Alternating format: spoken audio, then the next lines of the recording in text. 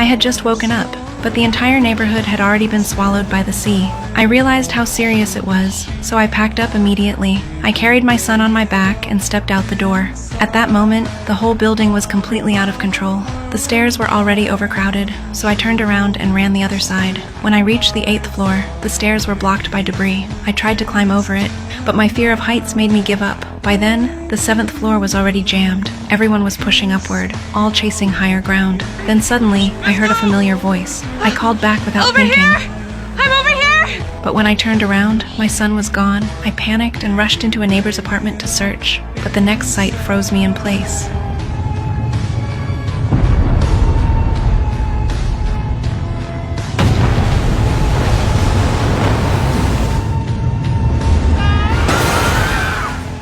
Luckily, I had learned how to swim before, so I held my breath and fought through the water.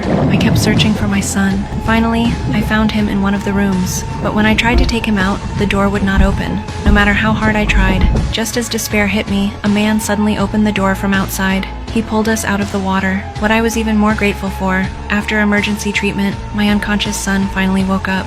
Only later did I find out that man worked at an advanced research institute. Because I was a critical doctor at the institute, he had orders to escort me to safety, straight to the top floor. We were supposed to wait for a helicopter, but on the way up, my son suddenly said his stomach hurt. He needed a bathroom. I had no choice but to take him. After searching, I finally found an empty apartment, but then I realized something was wrong. This place was not safe.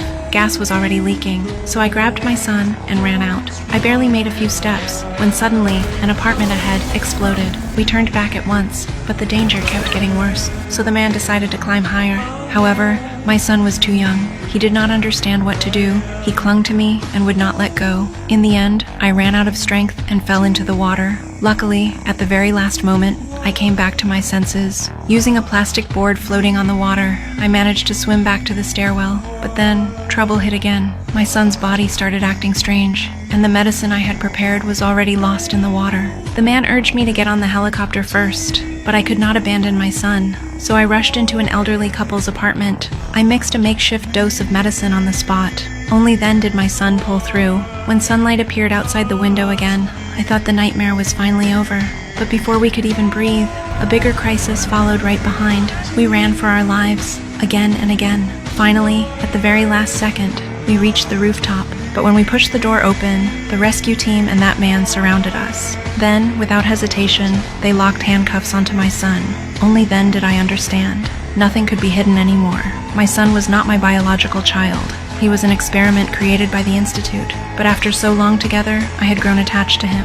I begged them desperately to spare him, but I could not change the Institute's decision. And right at that moment,